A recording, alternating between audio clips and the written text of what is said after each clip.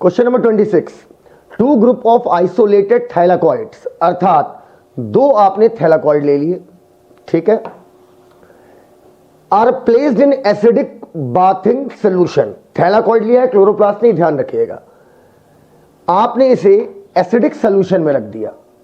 Solution acidic है मतलब solution में H+ है, दोनों थैलाकॉइड को हमने एसिडिक सोल्यूशन में रख दिया, इसलिए मैंने सोल्यूशन पे क्या लिख दिया, H+, सो दैट, ताकि H+ diffuses into the thylakoid. सीधी बात है, एसिडिक सोल्यूशन में H+ ज्यादा होगा, चीजें अपनी ज्यादा मात्रा से कम मात्रा की तरफ बढ़ती हैं, H+ थैलाकॉइड के अंदर मूव करेगा।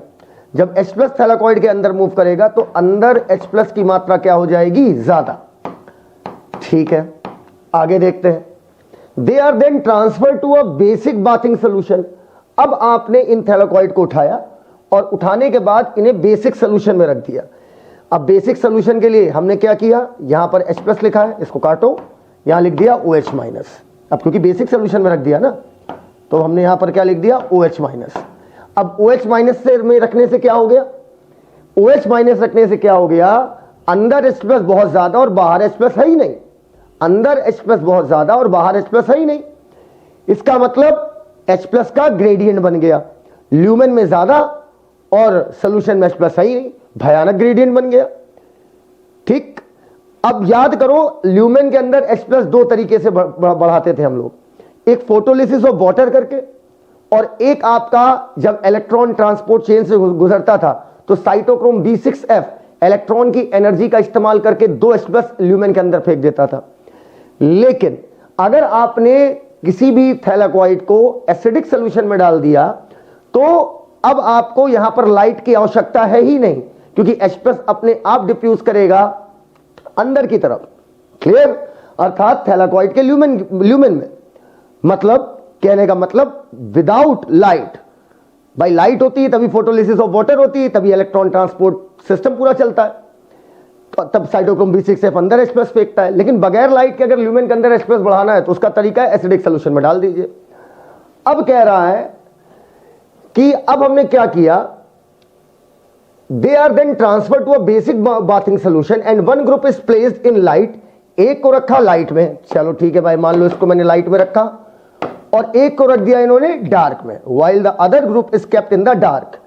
सेलेक्ट करना है कि बताइए कौन सा थैलाकॉइड क्या बनाएगा। तो देखो बात नंबर पहली, अगर आपने जिसे लाइट में रखा है, ठीक है, अगर आपने लाइट में रखा है तो सीधी सी बात है, लाइट में रखिए या डार्क में रखिए, H+ तो अंदर ज्यादा है ही, H+ अंदर ज्यादा है तो H+ बाहर आएगा, H+ बाहर आएगा तो H+ की वजह से आपका F1 पार्टिकल में CF1 पार्टिकल में कन्फर्मेशनल चेंज होगा, तो H+ बाहर आने में दोनों केसेस में आपका क्या बनेगा, ATP तो कंफर्म है। लेकिन पहले वाले में आपका लाइट भी मिल रही है, लाइट मिलने की वजह से क्या होगा, लाइट मिलने की वजह से यहां पर फोटोलिसिस ऑफ वाटर भी होगी, फोटोलिसिस ऑफ वाटर तो होगी, फोटोलिसिस ऑफ वाटर होने के साथ साथ फोटोलिसिस ऑफ वाटर होगी, ठीक, इसके साथ साथ आपका लाइट आएगी तो लाइट आपका लाइट हार्वेस्टिंग सिस्टम एब्जॉर्ब करेगा, इलेक्ट्रॉन ट्रांसपोर्ट चेन चलेगी, साइटोक्रोम B6F अंदर इलेक्ट्रॉन फेंकेगा, और साथ में यहां पर बनेगा NADPH2। तो अर्थात लाइट की प्रेजेंस में क्या होगा, फोटोलिसिस ऑफ वाटर भी होगी, अब फोटोलिसिस ऑफ वाटर होगी तो ऑक्सीजन भी इवॉल्व होगी। तो लाइट देने पर क्या क्या हुआ भाई, देखो ATP तो दोनों बनेगा, क्योंकि आपने आर्टिफिशियली एसिडिक सोल्यूशन में रख के इसके थैलाकॉइड के ल्यूमेन के अंदर H+ बढ़ा दिया है, ATP तो दोनों केस में बनेगा। लेकिन फोटोलिसिस ऑफ वाटर लाइट की मौजूदगी में होगी, अर्थात लाइट की मौजूदगी में हमें O2 भी मिलेगा, ATP भी मिलेगा और NADPH2 भी मिलेगा। लेकिन लाइट नहीं है तो सिर्फ आपको क्या मिलेगा, ATP, क्योंकि लाइट नहीं तो फोटोलिसिस ऑफ वाटर नहीं, फोटोलिसिस ऑफ वाटर नहीं तो ऑक्सीजन नहीं मिलेगी, और अगर आपका इलेक्ट्रॉन ट्रांसपोर्ट चेन के थ्रू इलेक्ट्रॉन नहीं गुजरेगा तो फाइनल जाकर आपका FNR फेरोडॉक्सिल NADP रिडक्टेज NADPH2 नहीं बना पाएगा, क्लियर। तो दूसरे वाले केस में ATP बनेगा, पहले वाले केस में O2, ATP और NADPH2 तीनों मिलेगा। आइए अब हम लोग देखते हैं इसका आंसर क्या होगा। तो आंसर इसका लग जाएगा ATP O2 in light, light की मौजूदगी में ATP मिलेगा और O2 मिलेगा, और साथ में NADPH2 भी ऑप्शन में होता तो और अच्छा ऑप्शन हो जाता। लेकिन डार्क के केस में सिर्फ क्या चलेगा, क्या मिलेगा, ATP। ग्लूकोज मिलने का कोई सवाल ही नहीं बनता, क्योंकि डार्क रिएक्शन चलेगी ही नहीं, सीधी सी बात है। डार्क रिएक्शन चलने के लिए स्ट्रोमा चाहिए, स्ट्रोमा यहां पर है ही नहीं, आपने एक सिंगल थैलाकॉइड निकाला है, ठीक है, तो डार्क रिएक्शन का कोई भी प्रोडक्ट ना बनेगा, ना 3-फॉस्फोग्लिसरिक एसिड ना 3-फॉस्फोग्लिसल्डिहाइड। चलिए, तो इसका करेक्ट आंसर हो गया सेकंड। अगला क्वेश्चन है, student setup an experiment on photosynthesis, photosynthesis पर एक एक्सपेरिमेंट कर रहा है, and is as follow. Experiment में क्या किया, उसने सोडा वाटर लिया, ठीक है, सोडा वाटर ग्लास में डाला, ग्लास टम्बलर मतलब बर्तन, और उसके अंदर क्लोरोफिल डाल दिया, ठीक है, मतलब एक बर्तन लिया और इस बर्तन के अंदर आपने क्या डाल दिया, क्लोरोफिल, ठीक है, and keep the tumbler expose to sunlight, sunlight भी दे दी, ठीक है, चलो भैया सनलाइट दे दी, होपिंग दैट कि सारी नेसेसरी इंग्रेडिएंट हमने दे दी है, फोटोसिंथेसिस के लिए जितनी भी चीजें चाहिए वो मैंने दे दी है। तो what will happen after say a few hour of exposure to light, light से अगर कुछ घंटे इस क्लोरोफिल पिगमेंट का सामना कराएं तो क्या होगा, फोटोसिंथेसिस नहीं होगी, क्योंकि अकेला क्लोरोफिल आपका सारी वेवलेंथ एब्जॉर्ब कर नहीं पाएगा, अल्टीमेटली फोटोसिंथेसिस होने का कोई सवाल ही नहीं बनता, क्योंकि यहां पर सिर्फ आपने एक पिगमेंट डाला है, और एक सिंगल पिगमेंट का बल्कि फोटो ऑक्सीडेशन हो जाएगा, गॉट इट, फोटोसिंथेसिस का कोई सवाल ही नहीं बनता, क्योंकि यहां पर भाई ढेर सारे पिगमेंट हो, तब तो लाइट एब्जॉर्ब होगी, इलेक्ट्रॉन निकलेगा, प्राइमरी इलेक्ट्रॉन एक्सेप्टर पकड़ेगा, पूरी चेन बनेगी, गॉट इट, NADPH2 मिलेगा, ATP मिलेगा, लेकिन आपने थैलाकॉइड ही नहीं डाला, आपने सिंगल एक पिगमेंट डाला है, तो एक पिगमेंट का कोई मतलब नहीं होता है, गॉट इट, फोटोसिंथेसिस का सवाल ही नहीं बनता। तो आइए, इसका आंसर हो जाएगा fourth, photosynthesis will not take place because intact chloroplast are needed for process, अर्थात फोटोसिंथेसिस नहीं हो सकती क्योंकि कंप्लीट क्लोरोप्लास्ट यहां पर है ही नहीं, ठीक है, कंप्लीट क्लोरोप्लास्ट होना चाहिए था। एक सिंगल पिगमेंट क्या कर लोगे तुम, ग्रुप ऑफ पिगमेंट कर लोगे तो भी क्या कर लोगे, लाइट एब्जॉर्ब भी तो कर लेगा, बल्कि एक सिंगल क्लोरोफिल का तो आपका फोटो ऑक्सीडेशन हो जाएगा, ठीक है, तो पूरा क्लोरोप्लास्ट चाहिए फोटोसिंथेसिस के लिए, ना कि एक सिंगल पिगमेंट।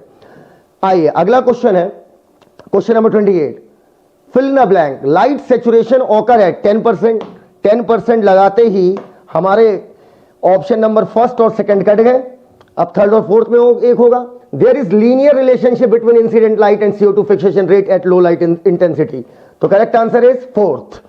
450 360 वो तो हमें पता है, CO2 saturation point.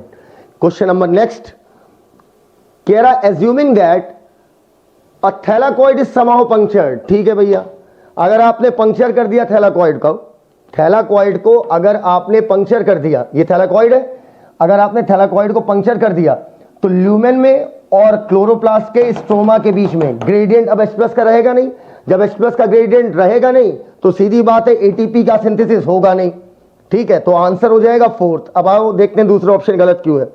Splitting of water बिल्कुल होगी, क्यों नहीं होगी, होगी ये। Absorption of light energy by chlorophyll, भैया क्लोरोफिल थोड़ी खराब किया है, क्लोरोफिल तो मौजूद होगा थैलाकॉइड के मेम्ब्रेन में। Flow of electron from photo system second, अरे लाइट भैया इलेक्ट्रॉन बिल्कुल फ्लो करेगा, आप लाइट देंगे एब्जॉर्ब करेगा, इलेक्ट्रॉन एक्साइट होगा, तो ऊपर वाली 3 घटना होगी, लेकिन ATP की सिंथेसिस नहीं होगी क्योंकि H+ का ग्रेडियंट अब नहीं रह गया, आपने थैलाकॉइड को क्या कर दिया है, पंक्चर। क्वेश्चन नंबर 30 पे आइए। अब यहां पर 30 में क्या कह रहा है, 30 में केमी-ऑस्मोटिक थ्योरी जो है, केमी-ऑस्मोटिक थ्योरी उसकी यहां पर स्टेप्स दे दिया है, ठीक है। अब कह रहा है इस पूरी स्टेप को इन्होंने डिनोट किया है PQRSTU से। कह रहा बताइए कौन सी स्टेप पहले कौन सी स्टेप बाद में। तो भैया सबसे पहले लाइट एनर्जी एक्साइट करेगी इलेक्ट्रॉन इन PS2, ठीक है, तो ये हो गई स्टेप नंबर पहली। इसके बाद आपका जब इलेक्ट्रॉन एक्साइट होंगे तो PS2 से जाएंगे इलेक्ट्रॉन ट्रांसपोर्ट चेन में, तो ये हो गया नंबर 2। इसके बाद कैरियर यूज एनर्जी, जब इलेक्ट्रॉन 2 फोटो सिस्टम के बीच से गुजर रहा होता है इलेक्ट्रॉन ट्रांसपोर्ट चेन से, तो आपका साइटोक्रोम B6F वही यहां पर कैरियर है, वो इलेक्ट्रॉन की ऊर्जा का इस्तेमाल करके H+ को थैलाकॉइड के अंदर ढकेल देगा, ये हो गया step number 3।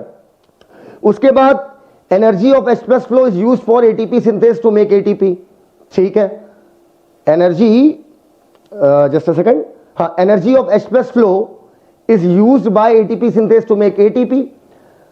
H+ concentration gradient establish, H+ diffuses through ATP synthase, तो अगली स्टेप होगी H+ concentration gradient इसकी वजह से आपका बन जाएगा। ठीक है, अब क्या होगा, H+ डिफ्यूज करेगा एटीपी सिंथेस से, नंबर 5, और जब H+ डिफ्यूज करेगा तो CF1 में कन्फर्मेशनल चेंज होगा और अल्टीमेटली बनेगा ATP। तो आंसर होगा हमारा TSRPQU, TSRPQU। Correct answer is 3rd। आइए अगले क्वेश्चन की तरफ बढ़ते हैं। सरल सवाल है, diagram shows movement of substances in and out of the chloroplast. ठीक है, यहां पर एक क्लोरोप्लास्ट का सिंबलाइजेशन दे दिया है और आपको दे दिया है यहां पर लाइट रिएक्शन और यहां पर डार्क रिएक्शन। लाइट इंडिपेंडेंट मतलब डार्क रिएक्शन। 1 2 3 4 नंबरिंग कर दिया है। लाइट रिएक्शन में हम क्या क्या लगाते हैं भैया? लाइट रिएक्शन में तो CO2 का कोई रोल ही नहीं, तो पहले दो ऑप्शन कट गए, पहले ही कट गए दोनों ऑप्शन। CO2 का कोई रोल ही नहीं है। लाइट रिएक्शन में हम लोग क्या करते हैं बेटा, लोग चौथा ऑप्शन दिया है शुगर।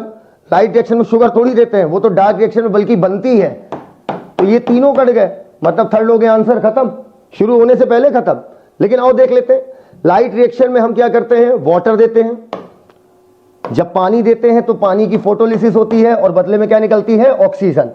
डार्क रिएक्शन में हम कार्बन डाइऑक्साइड देते हैं और बदले में हमें मिलती है sugar, that is glucose, over and out. तो correct answer will be 3rd। Question number 32 देखिएगा। सवाल देखने में बड़ा है, बाकी सवाल कुछ नहीं, बिल्कुल पुराने वाले सवाल की तरह है। डायग्राम बिलो रिप्रेजेंट करता है एक एक्सपेरिमेंट को विद आइसोलेटेड क्लोरोप्लास्ट। आपने एक क्लोरोप्लास्ट आइसोलेट कर लिया। क्लोरोप्लास्ट को पहले एसिडिक सोल्यूशन में डाला। एसिडिक में क्यों डाला भाई? अब pH 4 लिखो 3 लिखो, मुझे उससे कोई फर्क नहीं पड़ता, वो फालतू की बात है। बस मुझे इतना पता है एसिडिक सोल्यूशन में डाला।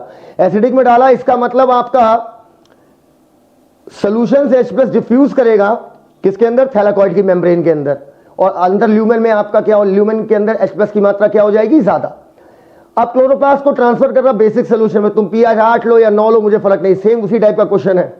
Chloroplast are then placed in the dark. अब क्लोरोप्लास्ट को आपने डार्क में रख दिया, अंधेरे में रख दिया।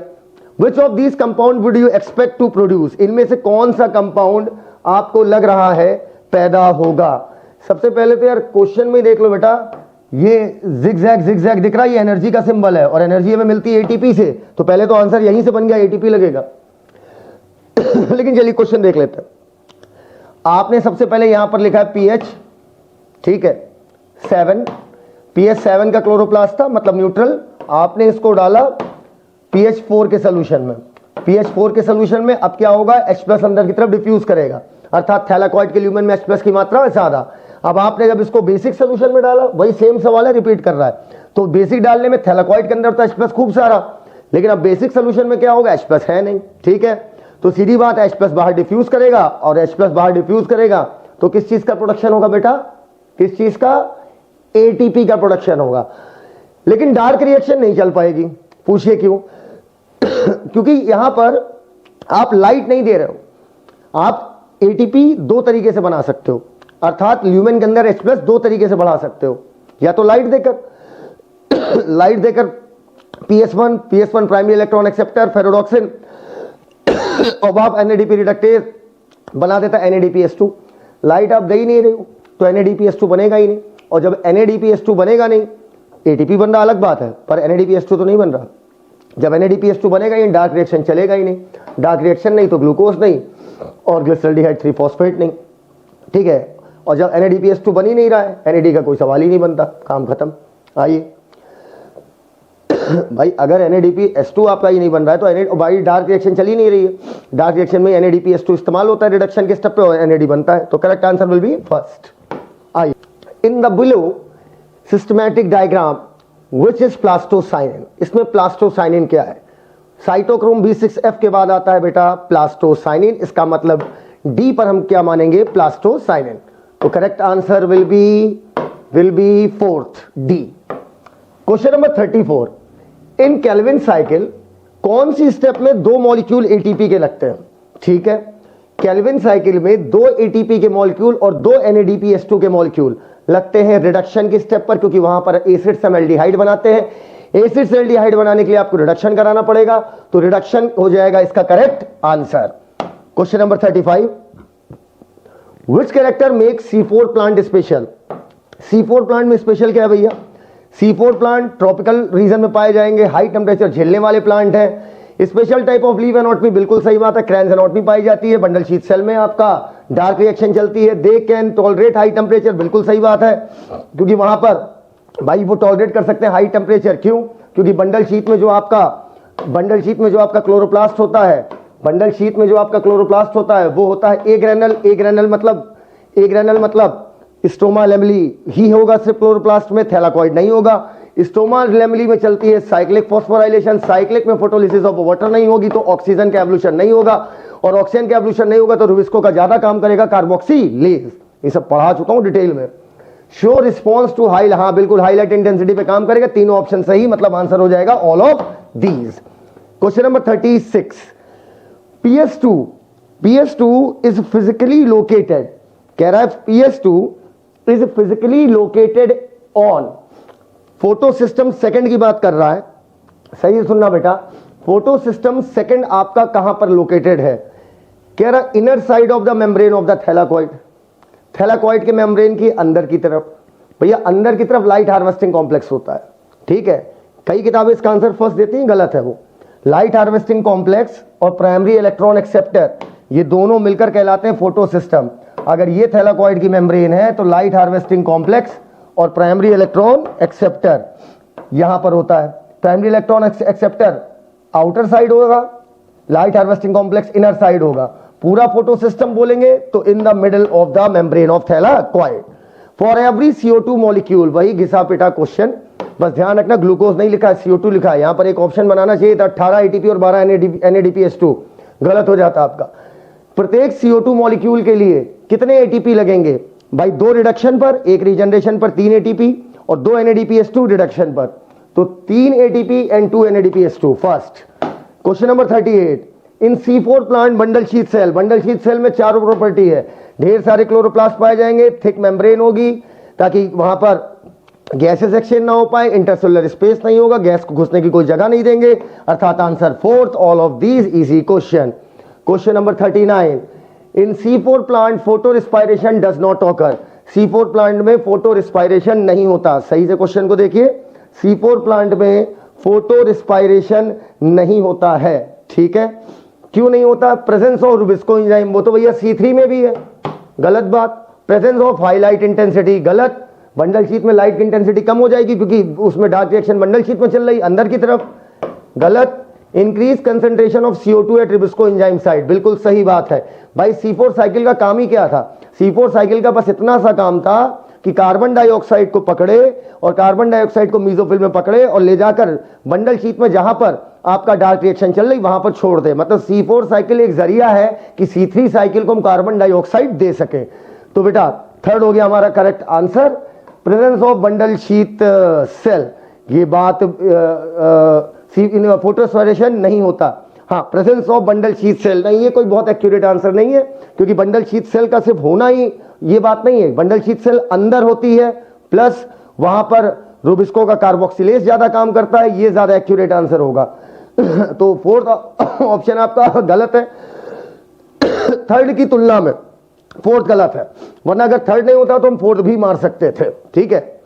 आइए question number 40, in photosynthesis during ATP formation के दौरान प्रोटॉन कहां एक्यूमुलेट होते हैं? In the lumen of thylakoid. 40 का first. Question number 41, radio isotopic technique का इस्तेमाल करते हैं हम लोग, याद करो अभी हमने डिस्कस किया था पहले, इस्तेमाल करते हैं हम लोग ये जानने के लिए कि ऑक्सीजन का एवोल्यूशन, याद करो photolysis of water light reaction में हुई थी, तो ऑक्सीजन का एवोल्यूशन के लिए मैंने बताया था O15 radio active oxygen use करते हैं, ठीक है। और रेडियो एक्टिव टेक्निक का इस्तेमाल हम एक जगह और करते हैं, याद करो मेल्विन केल्विन ने डार्क रिएक्शन जानने के लिए C14 अर्थात रेडियो एक्टिव कार्बन का इस्तेमाल किया था। तो रेडियो एक्टिव ऑक्सीजन का इस्तेमाल लाइट रिएक्शन में करेंगे, रेडियो एक्टिव कार्बन का इस्तेमाल करेंगे बायोसिंथेटिक फेज अर्थात डार्क रिएक्शन में। तो आंसर होगा बोथ 1 and 2, दोनों में हम लोग रेडियो आइसोटोपिक टेक्निक इस्तेमाल करते हैं।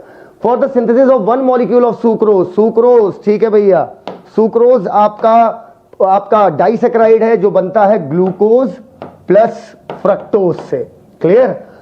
ग्लूकोज और फ्रक्टोज मिलकर बनाते हैं सुक्रोज, अर्थात क्वेश्चन नंबर 42 कह रहा है एक मॉलिक्यूल सुक्रोज का बनाना है, ठीक है, 2 मॉलिक्यूल पहले ग्लूकोज का तो बनाओ, तब सुक्रोज बनाओगे, 2 मॉलिक्यूल ग्लूकोज का बनाओगे, फिर ग्लूकोज को फ्रक्टोज में कन्वर्ट करोगे, 2 मॉलिक्यूल ग्लूकोज का, उसमें से 1 मॉलिक्यूल ग्लूकोज का फ्रक्टोज में कन्वर्ट करोगे, तब इन दोनों को जोड़ के बनाओगे सुक्रोज।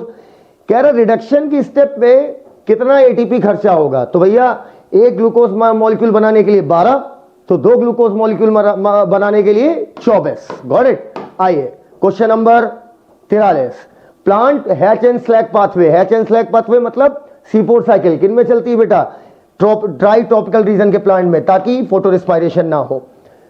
इसका मतलब आंसर हो गया 4th। C3 plant have been used as greenhouse crop. C3 plant को हम लोग ग्रीन हाउस में रखते हैं फॉर हायर यील्ड। क्यों? क्योंकि C3 प्लांट को कार्बन डाइऑक्साइड ज्यादा चाहिए होती है C4 की तुलना में, क्योंकि C4 में तो कार्बन डाइऑक्साइड C4 साइकिल के माध्यम से पकड़ के लाई जाती है, तो वो कम कार्बन डाइऑक्साइड में भी काम चला लेंगे, क्योंकि 0.03% आपके एनवायरनमेंट में कार्बन डाइऑक्साइड है, और 0.005 तक अगर आप CO2 बढ़ा देते हैं तो फोटोसिंथेसिस बढ़ती है। इसका मतलब क्या हुआ? इसका मतलब ये हुआ कि 0.03 अवेलेबल है, तो इसका मतलब जितनी भी अवेलेबल कार्बन डाइऑक्साइड है उससे और चाहिए होता है ताकि फोटोसिंथेसिस हम ऑप्टिमम कर पाए।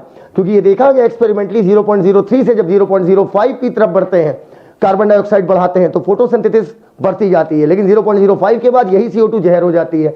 तो इस वजह से हम बोल सकते हैं हमारे एटमॉस्फेयर में कार्बन डाइऑक्साइड कम है। कार्बन डाइऑक्साइड लिमिटिंग फैक्टर इसीलिए कहलाता मेन लिमिटिंग फैक्टर। तो second answer, current availability of carbon dioxide level is limiting in grana lamellae. Presence of which of the following specify करता है कि जेड स्कीम होगी and found only in grana lamellae. Grana lamellae मतलब thylakoid. Thylakoid में Z scheme कौन बनवाता है? Question सीधा सीधा है, ठीक है। थैलाकॉइड में जेड स्कीम बनवाने के लिए कौन रिस्पॉन्सिबल है, और वो चीज ग्रेना लेमली में ही पाई जाएगी। तो भैया NADP रिडक्टेज तो ग्रेना लेमली में नहीं पाया जाता थैलाकॉइड में। NADP रिडक्टेज एंजाइम जो है वो थैलाकॉइड के ऊपर होता है, तो दूसरा ऑप्शन गया। Presence of PS1 on NADP reductase ये भी गलत है। Presence of Mg in lumen ये भी गलत है। PS1 एंड PS2 जब इन दोनों को आप देखते हैं तो आपको Z स्कीम देखने को मिलती है। खत्म। तो थैलाकॉइड में PS1 और PS2 आपका Z स्कीम बनवाने के लिए रिस्पॉन्सिबल है। Question number 47, which of the following is not needed, नहीं चाहिए आपका फॉर फोटो फॉस्फोराइलेशन। फोटो मतलब लाइट, फॉस्फोराइलेशन मतलब ATP का निर्माण करना। तो क्या इनमें से नहीं चाहिए फोटो फॉस्फोराइलेशन कराने के लिए? तो देखो भैया, फोटो फॉस्फोराइलेशन मतलब ATP का निर्माण करना, तो भैया फोटोन तो चाहिए। अगर थैलाकॉइड से H+ बाहर नहीं आएंगे स्टोमा में तो ATP बनेगा ही नहीं। अगला कह रहा है प्रोटॉन पंप, ठीक है, प्रोटॉन पंप कोएंजाइम Q। भैया प्रोटॉन पंप चाहिए, ठीक है, कोएंजाइम Q नहीं चाहिए। तो बेटा सेकंड ऑप्शन आपका हो गया गलत। थर्ड, मेम्ब्रेन चाहिए, मेम्ब्रेन नहीं होगा तो अंदर और बाहर में ग्रेडियंट नहीं मेंटेन होगा। प्रोटॉन ग्रेडियंट चाहिए तभी ATP डिफ्यूज करेगा और CF1 पार्टिकल में कन्फर्मेशनल चेंज होगा और ATP का प्रोडक्शन होगा। How much energy in term of ATP equivalent, कितनी एनर्जी कंज्यूम होती है ATP इक्विवेलेंट के रूप में? ATP इक्विवेलेंट कहने का मतलब हुआ ATP तो आएगा, उसके समकक्ष भी कोई मॉलिक्यूल हो। जैसे एक NADPH2 ETS में जाकर कितना ATP दे सकता था? 3। तो NADPH2, FADH2 ये सब आपके अल्टीमेटली क्या है? ATP इक्विवेलेंट है। Got it. अब सुनो मेरी बात, कह रहा कितने कंज्यूम होंगे in the production of 1 mole of hexose. तो सीधी बात है, हेक्सोज मतलब 6 कार्बन की शुगर, मतलब ग्लूकोज के मॉलिक्यूल बनाने में कितने ATP इक्विवेलेंट लगेंगे?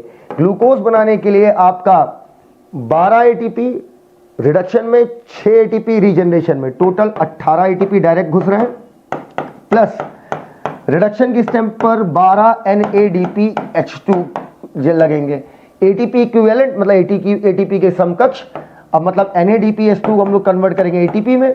एक NADPH2 is equal to 3 ATP, तो 12 NADPH2 इज इक्वल टू 12 त्रिक 36 ATP।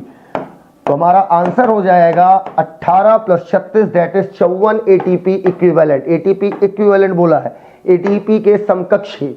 तो correct answer will be 4th।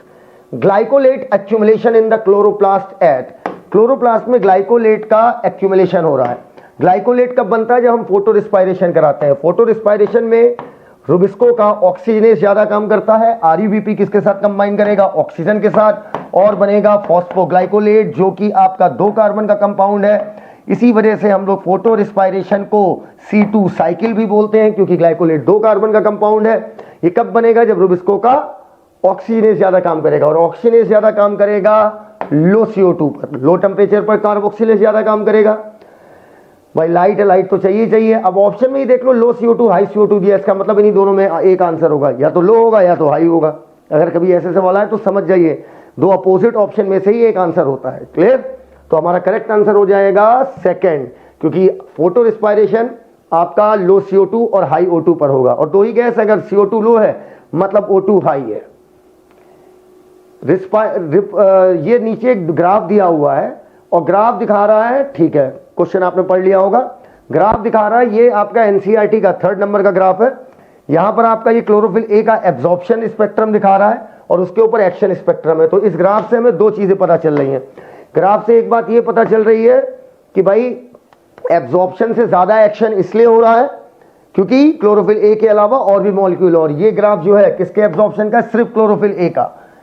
ठीक है, तो दूसरे मॉलिक्यूल है वो और एब्जॉर्ब करा रहा है ताकि एक्शन, और तभी तो एब्जॉर्प्शन से ज्यादा एक्शन हो रहा है, वरना जितना एब्जॉर्ब करोगे उससे तो कम ही एक्शन आएगा। लेकिन यहां पर ज्यादा दिखा रहा है क्योंकि ये ग्राफ सिर्फ absorption spectrum of chlorophyll A का है।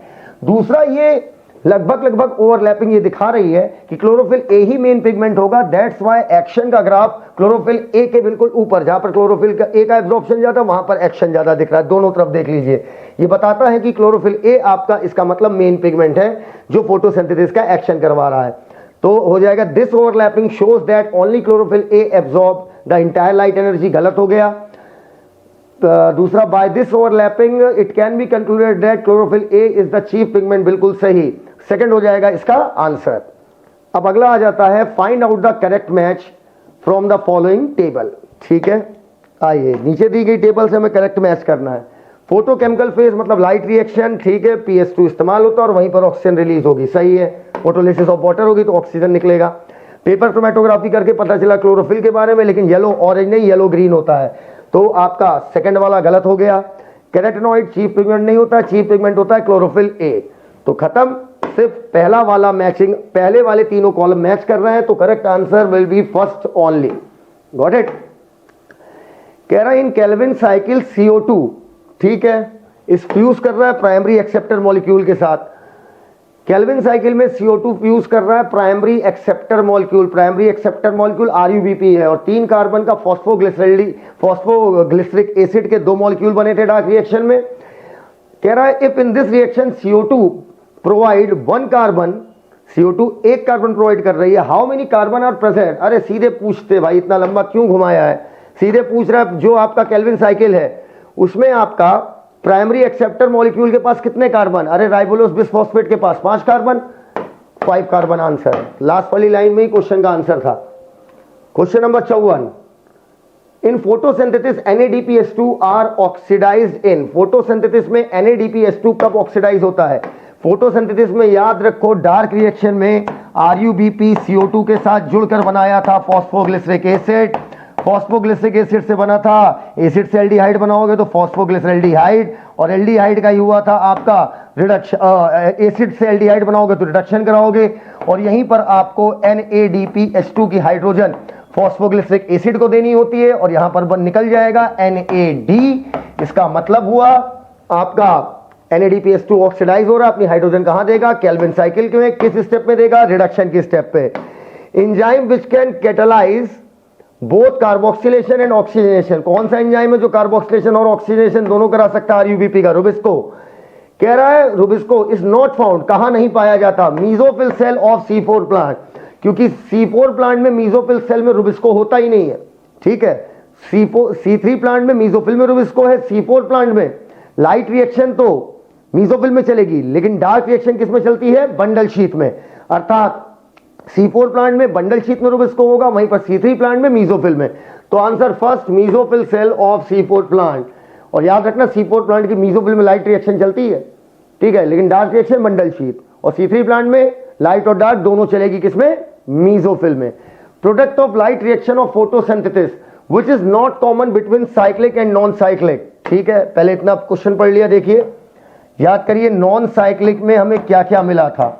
नॉन साइक्लिक में हमें मिला था ATP, नॉन साइक्लिक में मिला था NADP, H2, नॉन साइक्लिक में हमें मिली थी ऑक्सीजन। वहीं पर अगर हम साइक्लिक की बात करें, साइक्लिक में हमें सिर्फ मिला था ATP। तो ATP तो दोनों में कॉमन हो गया, लेकिन ये बोल रहा है दोनों में कॉमन क्या नहीं है, दोनों में कॉमन NADP H2 भी नहीं है और O2 भी नहीं, क्योंकि नॉन साइक्लिक में तो मिलेगा लेकिन साइक्लिक में नहीं मिलेगा। क्लियर? लेकिन पूरा क्वेश्चन कह रहा है is not utilised in Calvin cycle, Calvin cycle में यूटिलाइज भी नहीं होना चाहिए, तब हमारा आंसर होगा ऑक्सीजन, क्योंकि केल्विन साइकिल में NADPH2 इस्तेमाल होता है in the step of reduction. तो correct answer will be first. और अगर कॉमन पूछता है तो कॉमन क्या हो जाता है, ATP दोनों में कॉमन है, लेकिन बोल रहा है कॉमन नहीं है और यूटिलाइज भी नहीं होना चाहिए, तो ऑक्सीजन यूटिलाइज नहीं होती, ऑक्सीजन आपका ल्यूमेन से डिफ्यूज होकर बाहर चली जाती है स्टोमेटा के माध्यम से। During Z scheme which one of the following not help in creation of proton gradient, कौन प्रोटॉन ग्रेडियंट बनाने में मदद नहीं कर रहा है? ठीक है, release of proton in stroma by water splitting, पहला ही ऑप्शन आपका करेक्ट हो गया। क्यों? क्योंकि भैया पहले तो release of proton in stroma by water splitting, water splitting से जो आपका प्रोटॉन निकलेगा उसे स्ट्रोमा में जब आप रिलीज करेंगे तो ये कंसंट्रेशन प्रोटॉन ग्रेडियंट बना थोड़ी रहा, आप प्रोटॉन ग्रेडियंट H+ ग्रेडियंट को बर्बाद कर रहे हैं। जब H+ ल्यूमेन से बाहर आएगा, स्ट्रोमा में आएगा, तो सीधी बात है ल्यूमेन से अगर स्ट्रोमा में आएगा तो भाई H+ का ग्रेडियंट अब आपका क्या हो रहा है, कम होता जा रहा है। तो correct answer will be first. बाकी हाइड्रोजन कैरियर साइटोक्रोम B6 है, वो पंप कराएगा तो ल्यूमेन के अंदर H+ बढ़ाएगा, मतलब ग्रेडियंट बनाएगा। NADP क्या करेगा, स्ट्रोमा से 2 H+ लेके NADPH2 बनाएगा, इसका मतलब वो भी ग्रेडियंट बनाने में मदद कर रहा है। भाई अब ग्रेडियंट 3 लोग बना रहे हैं, फोटोलिसिस ऑफ वाटर, आपका दूसरा साइटोक्रोम B6 है और NADP स्ट्रोमा से 2 H+ ले रहा है। ठीक है, अब भाई स्ट्रोमा से अगर 2 H+ ले रहा, अगर आपको ग्रेडियंट बनाना, ग्रेडियंट का मतलब डिफरेंस हुआ, ल्यूमेन के अंदर मतलब ग्रेडियंट ज्यादा और स्ट्रोमा में कम, तो भाई चाहे ल्यूमेन के अंदर बढ़ा दो चाहे स्ट्रोमा के अंदर घटा दो। भाई फोटोलिसिस ऑफ वाटर और साइटोक्रोम B6 है, ल्यूमेन के अंदर H+ बढ़ा रहे हैं, वहीं पर NADP क्या कर रहा है, बाहर H+ कम कर दे रहा है बाई टेकिंग 2 H+, 2 इलेक्ट्रॉन, और बना देगा NADPH2। तो खत्म। ऑक्सीडेशन ऑफ वाटर, वाटर का ऑक्सीडेशन होगा, पानी लाइट की मौजूदगी में टूटेगा तो सीधी बात है H+ ल्यूमेन में बढ़ेगा। Primary electron acceptor of P700, आओ P700 का मतलब हो गया फोटो सिस्टम फर्स्ट। ठीक है, फोटो सिस्टम फर्स्ट की याद करो कहानी क्या थी, लाइट हार्वेस्टिंग कॉम्प्लेक्स, और यहां पर था प्राइमरी इलेक्ट्रॉन एक्सेप्टर। ठीक है, और यहां था फेरोडॉक्सिन। ठीक, थोड़ा सा यहां फुल फॉर्म देना भूल गया था मैं। प्लास्टोकिनोन और प्लास्टोसाइनिन तो हो नहीं सकते क्योंकि इलेक्ट्रॉन ट्रांसपोर्ट चेन में इस्तेमाल होते हैं। FRS का मतलब होता है फेरोडॉक्सिन रिड्यूसिंग सब्सटेंस, जो फेरोडॉक्सिन को रिड्यूस करेगा। रिड्यूस मतलब 2 इलेक्ट्रॉन यहां गए, प्राइमरी इलेक्ट्रॉन एक्सेप्टर ने फेरोडॉक्सिन को दिया, तो मतलब यहां पर जो भी होगा वो फेरोडॉक्सिन को क्या कर रहा है, रिड्यूस। तो primary electron acceptor photo system first के केस में क्या होगा, FRS, ferredoxin reducing substance. Clear? Which phase of Kelvin cycle do not use any energy rich molecule? Carboxylation पे कोई भी एनर्जी मॉलिक्यूल यूज नहीं होगा, बाकी रिडक्शन पे 2 ATP और आपका रीजनरेशन पे 1 ATP। आइए नेक्स्ट क्वेश्चन। अब यहां से आपका आ जाता है AR, एसर्शन रीजन। ध्यान रखिएगा यहाँ AR में खेल हुआ है फर्स्ट और फोर्थ ऑप्शन में। Assertion, presence of accessory pigment बढ़ाता है रेट ऑफ फोटोसिंथेसिस, बिल्कुल सही बात है। क्यों?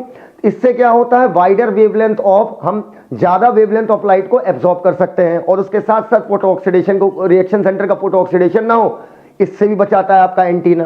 तो कह रहा है जितने एसेसरी पिगमेंट है वो रेट ऑफ फोटोसिंथेसिस बढ़ाता है, क्योंकि ये सक्षम करते हैं वाइडर रेंज ऑफ वेवलेंथ को एब्जॉर्ब करने में, ताकि यूटिलाइज कर सके फोटोसिंथेसिस में। एसर्शन भी सही, रीजन भी सही, रीजन एसर्शन को सीधा सीधा एक्सप्लेन कर रहा है। करेक्ट आंसर यहां पर फोर्थ, क्योंकि फोर्थ में दिया है both A and R are correct and R is correct explanation of A। Next question number 68। Assertion, excitement of electron from photosystem to primary electron acceptor is uphill process, बिल्कुल सही बात है। Uphill process है। Uphill process क्यों है भैया? इधर देखो बेटा, लाइट हार्वेस्टिंग कॉम्प्लेक्स के रिएक्शन सेंटर से 2 इलेक्ट्रॉन निकले, प्राइमरी इलेक्ट्रॉन एक्सेप्टर ने इसको क्या कर लिया, एक्सेप्ट कर लिया। ठीक है, देखो लाइट हार्वेस्टिंग कॉम्प्लेक्स से आप जबरदस्ती इलेक्ट्रॉन निकलवाते हो, लाइट हार्वेस्टिंग कॉम्प्लेक्स से आप जबरदस्ती इलेक्ट्रॉन निकलवाते हो, आप उसे इतनी सनलाइट दे देते हो, इतनी सनलाइट दे देते हो कि 2 इलेक्ट्रॉन वो छोड़ दे, क्योंकि प्राइमरी इलेक्ट्रॉन एक्सेप्टर एक्चुअली में इलेक्ट्रॉन का एक्सेप्टर है नहीं, इसे मजबूरन एक्सेप्ट कराया जा रहा है, जबरदस्ती जबरन काम कराया जा रहा है ये, बल्कि इलेक्ट्रॉन देने वाला है, लेने वाला नहीं है। लेकिन आपने इतनी हाई एनर्जी दी लाइट हार्वेस्टिंग कॉम्प्लेक्स को, इसने सारी सनलाइट एब्जॉर्ब करके रिएक्शन सेंटर से 2 इलेक्ट्रॉन निकाला। प्राइमरी इलेक्ट्रॉन एक्सेप्टर नहीं एक्चुअली में, इसका नेचर है इलेक्ट्रॉन देने वाला लेने वाला नहीं, लेकिन आपने उसे जबरदस्ती इलेक्ट्रॉन दे दिया। तो सीधी बात है, अपहिल प्रोसेस है। अपहिल प्रोसेस मतलब जिसमें एनर्जी का इस्तेमाल हो। यहां पर आपने सनलाइट को एनर्जी सोर्स की तरह इस्तेमाल किया। क्यों? क्योंकि redox potential primary electron acceptor का कम होता है, ठीक है, then the ground state of reaction centre. Redox potential कम होता है तो सीधी बात है इलेक्ट्रॉन आसानी से एक्सेप्ट नहीं करेगा। Got it? अब आपने जब, इसीलिए अपहिल प्रोसेस है। अगर इलेक्ट्रॉन लेने वाला होता तो सीधी बात है वो तो तुरंत ले लेता, एनर्जी देने की क्या जरूरत है, लेकिन वो लेने की उसकी क्षमता नहीं है। आप जबरदस्ती दे रहे हैं, और जबरदस्ती करने के लिए आपको देनी पड़ेगी एनर्जी। असर्शन भी सही, रीजन भी सही, रीजन असर्शन को करेक्ट एक्सप्लेन कर रहा है।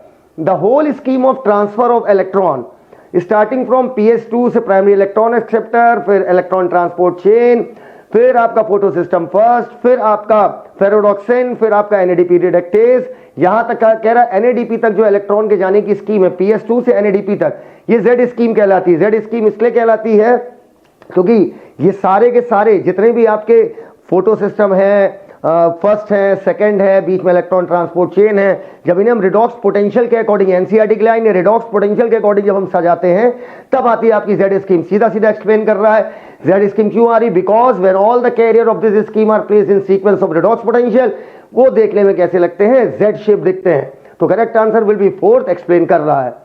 Both photo system first and second are located on stroma thylakoid membrane. Stroma thylakoid membrane मतलब थैलाकॉइड मेम्ब्रेन, स्ट्रोमा में मौजूद थैलाकॉइड मेम्ब्रेन। तो पहला स्टेटमेंट सही है, दोनों थैलाकॉइड की मेम्ब्रेन पे होते हैं।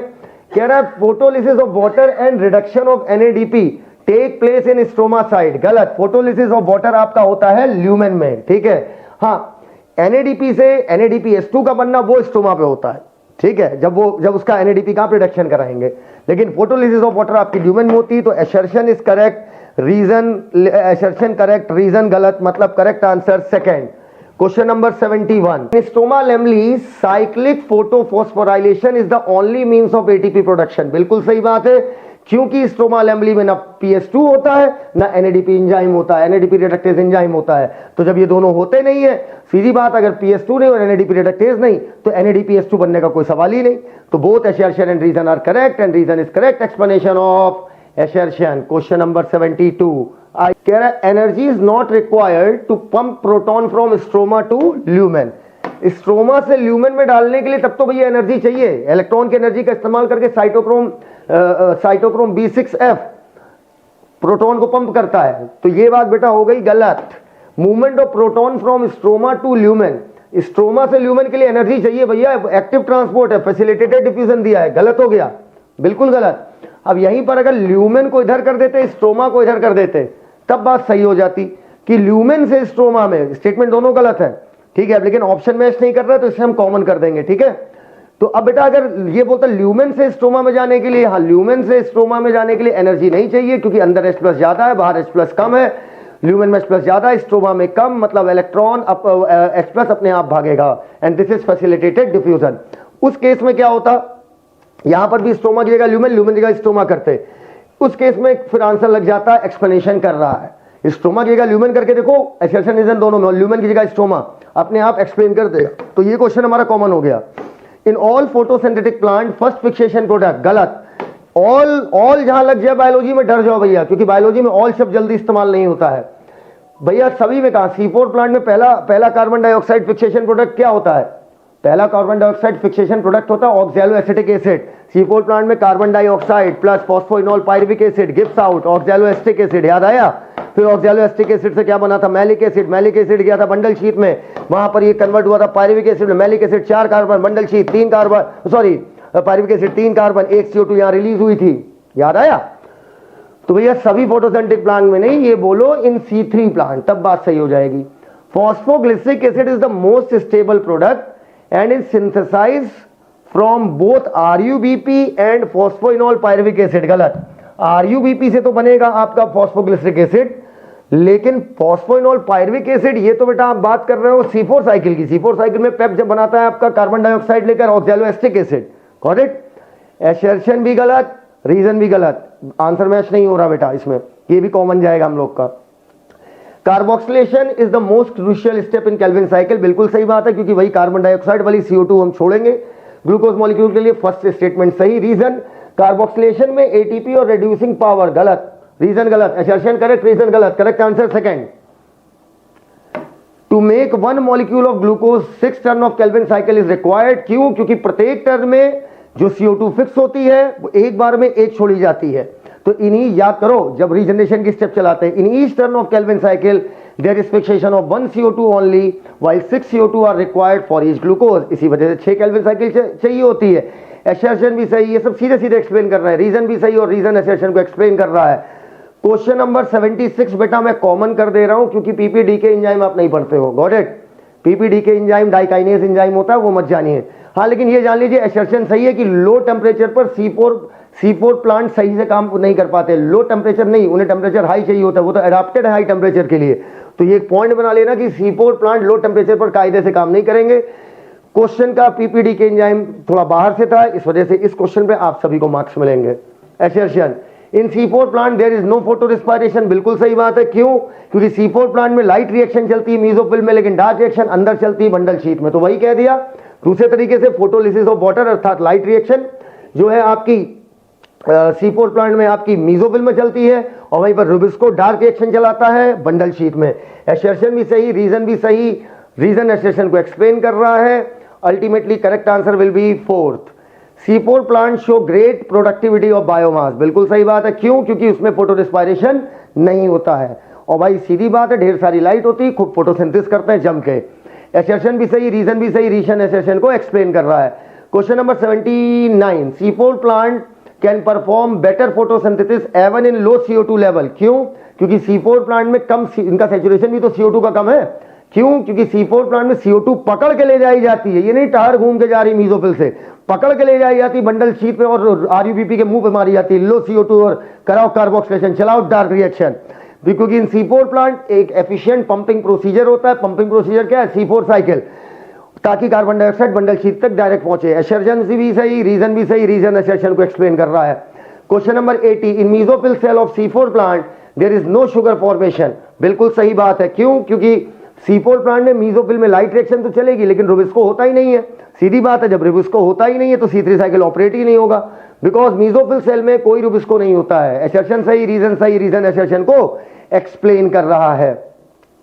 Question number 81, in C4 plant CO2 always transport to bundle sheath cell from mesophyll in the form of malic acid. पहला स्टेटमेंट गलत हो गया। ऑलवेज का है भैया, हो सकता है ऑलवेज नहीं होगा, हो सकता है मैलिक ने एस्पार्टिक के फॉर्म में जाए। मैंने कहा था ऑक्सैलोएस्टिक एसिड C4 साइकिल में आपका फॉस्फोइनोल पायरुविक एसिड और कार्बन डाइऑक्साइड मिलकर बनाए थे ऑक्सैलोएस्टिक एसिड। ऑक्सैलोएस्टिक एसिड कन्वर्ट हुआ था मैलिक एसिड में। मैलिक एसिड भी बना सकता था या एस्पार्टिक, मैलिक और एस्पार्टिक नहीं, या तो मैलिक या तो एस्पार्टिक। तो यहां पर बोला ऑलवेज ना लगाया होता, बात में सही मान लेता। ऑलवेज लगा दिए तो जॉब नहीं मानेंगे तुम्हारी बात, जिद्दी हो तुम। Oxaloacetic acid is always reduced into malic acid, बिल्कुल गलत बात है। ऑलवेज मत बोलो भाई, दोनों गलत, लेकिन ऑप्शन मैच नहीं होगा। क्वेश्चन होगा ये common 81। Now question number 82। Question number 82 क्या कहता है, पढ़िएगा। क्वेश्चन नंबर 82 कह रहा है C4 plant are less efficient, गलत। C4 प्लांट लेस एफिशिएंट कहां से हो गए भाई? एसर्शन साफ साफ गलत हो गया। अब आगे देखते हैं। In C4 plant respiration is to provide more number of ATP and NADPH2 for reduction of CO2 into glucose and regeneration, गलत। NADPH2 रीजनरेशन में इस्तेमाल नहीं होता, दोनों गलत। Question common. Number 83, the basic pathway that result in formation of sugar अर्थात Calvin pathway, ये दोनों में होता है, C3 में भी C4 में भी। रीजन क्या है? क्योंकि C3 path is the only biosynthetic path जिसके थ्रू हम शुगर बनाते हैं फ्रॉम कार्बन डाइऑक्साइड। इसी वजह से C3 C4 दोनों में आपकी C3 साइकिल चलेगी, वरना शुगर का निर्माण ही नहीं होगा। एसर्शन सही, रीजन एसर्शन को एक्सप्लेन कर रहा है। Correct answer 4। रुबिस्को के पास ऑक्सीडेशन और कार्बोक्सिलेशन दोनों होता है, बिल्कुल सही बात है। बाइंडिंग ऑफ CO2 और O2 इज कॉम्पिटिटिव, बिल्कुल सही बात है। लेकिन दोनों बराबर होंगे तो एफिनिटी ज्यादा रखता है CO2 के लिए, और हम चाहते भी रुबिस्को CO2 के लिए ज्यादा रखे ताकि कार्बोक्सिलेशन ज्यादा कराए, फोटो रिस्पायरेशन कम कराए। And relative concentration of O2 and CO2 ये डिटरमाइन करता है कि कौन बाइंड करेगा एंजाइम के साथ। बिल्कुल सही बात है, जो ज्यादा होगा वो ज्यादा बाइंड करेगा। तो असर्शन भी सही, रीजन भी सही, रीजन असर्शन को एक्सप्लेन कर रहा है। Answer A. Question number 85, photo respiration wasteful process है क्योंकि इसमें ना ATP मिलता ना NADPH2 मिलता, उल्टा घुसा लग जाता है। सीधा सीधा explanation, fourth answer. Question number 86, C4 plant में there is no photo respiration, C4 plant में फोटो रिस्पायरेशन नहीं होता। रीजन बोला rubisco of C4 plant does not show oxygenation affinity. बिल्कुल सही बात है, ऑक्सीजनेशन वो क्यों नहीं दिखाता है? क्योंकि वहां पर रुबिस्को में bundle sheath, Rubisco C4 plant में रुबिस्को बंडल शीट में पाया जाएगा। बंडल शीट में लो टेम्परेचर होता है और हाई CO2 होती है, इस वजह से वो ऑक्सीजनेशन एक्टिविटी नहीं दिखाएगा। असर्शन भी सही, रीजन भी सही, रीजन असर्शन को एक्सप्लेन कर रहा है। Answer will be fourth. Question number 87 कहता है photosynthetic productivity of plant is also govern by genetic predisposition. बिल्कुल सही बात है, जीन डिसाइड करेंगे, जीन ही तो सब कुछ डिसाइड करेगा। कह रहा है क्यों? क्योंकि C3 मतलब कह रहा है फोटोसिंथेटिक प्रोडक्टिविटी किसकी ज्यादा है? C4 प्लांट की ज्यादा है। तो भैया C4 प्लांट में क्रेन्स एनाटॉमी है, डार्क रिएक्शन बंडल शीट में चल रही है, बंडल शीट में एक ग्रेनुल क्लोरोप्लास्ट है, तो ये सारे अडाप्टेशन हुए होंगे। तो अडाप्टेशन के लिए जीन में चेंज हुआ होगा कि नहीं हुआ होगा?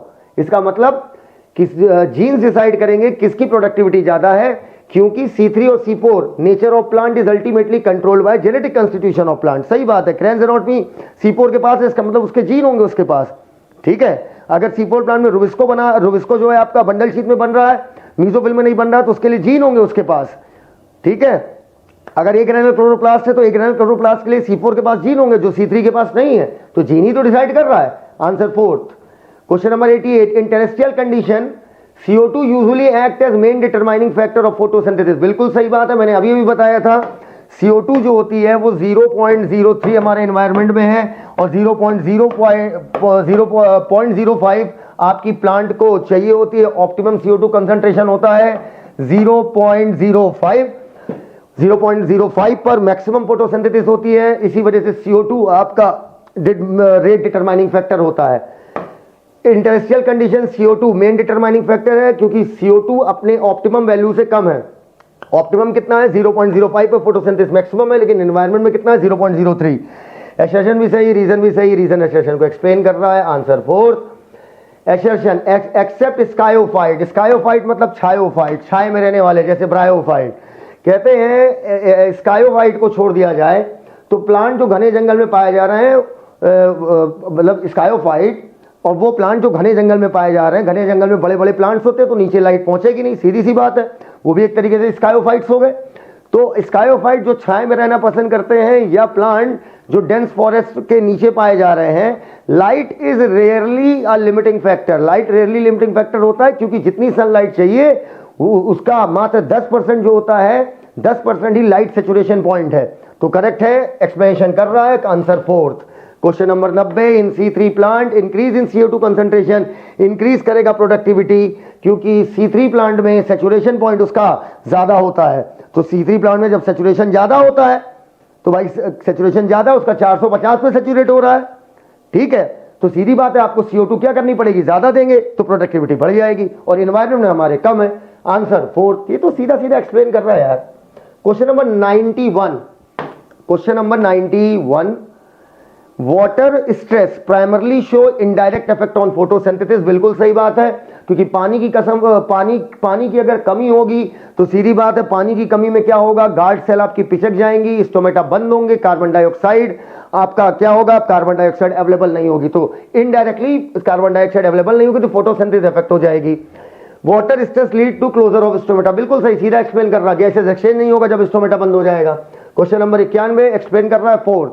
Question number 92, indirectly water stress lead to decrease in photosynthesis. Same question, बस उसका देखो सेम क्वेश्चन है, असर्शन सेम है, लेकिन दो रीजन बन सकते हैं। कह रहा वाटर स्ट्रेस की वजह से पत्तियां सिकुड़ेंगी तो सरफेस एरिया कम होगा, सरफेस एरिया कम होगा तो सीधी सी बात है फोटोसिंथेसिस कम हो जाएगी।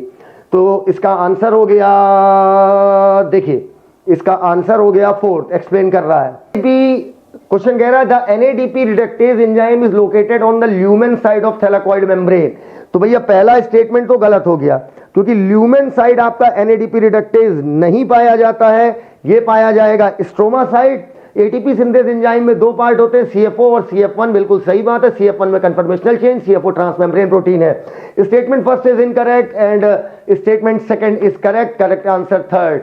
अगला क्वेश्चन देखिए, सरल क्वेश्चन है 94 कहता है the particular large cell around the vascular bundle. अरे बेटा वो बंडल शीथ सेल की बात कर रहा है, कह रहा है जो आपकी बंडल शीथ सेल पाई जाती है, ठीक है, large cell around the vascular bundle के चारों तरफ C4 प्लांट में जो सेल पाई जाती है वो बंडल शीथ सेल है, सही बात है।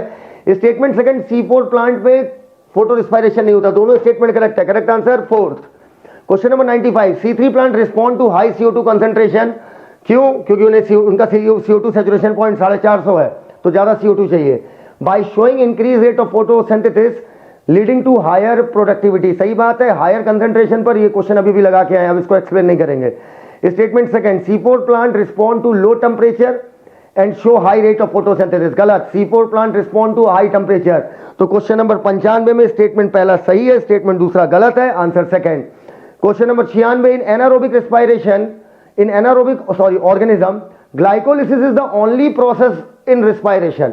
एनारोबिक में ग्लाइकोलिसिस एक लौता प्रोसेस है रेस्पिरेशन का, बिल्कुल सही बात है, क्योंकि ग्लाइकोलिसिस एनारोबिक और एरोबिक दोनों में होता है, लेकिन एनारोबिक में सिर्फ ग्लाइकोलिसिस होगा, उसके बाद लैक्टिक एसिड भी बन सकता है, अल्कोहल भी बन सकता है, डिपेंड करता है लैक्टिक एसिड फर्मेंटेशन होगा या अल्कोहलिक फर्मेंटेशन होगा। स्टेटमेंट सेकंड, ग्लाइकोलिसिस में glucose undergo complete oxidation, complete oxidation glycolysis में नहीं होता है, बिल्कुल गलत बात है। कंप्लीट ऑक्सीडेशन तब होगा जब आपका ऑक्सीडेटिव डिकार्बोक्सिलेशन होगा, फिर ट्रेप साइकिल चलेगी, मतलब एरोबिक में कंप्लीट ऑक्सीडेशन होता है, एनारोबिक में इनकंप्लीट ऑक्सीडेशन होता है। पहला स्टेटमेंट सही, दूसरा स्टेटमेंट गलत। Question number 97, in PS1 the reaction centre chlorophyll A has an absorption peak 700, इसलिए ये कहलाता है P700। रीजन है PS2 का 680 मैक्सिमम, इसलिए कहलाता है ये P680, ठीक है।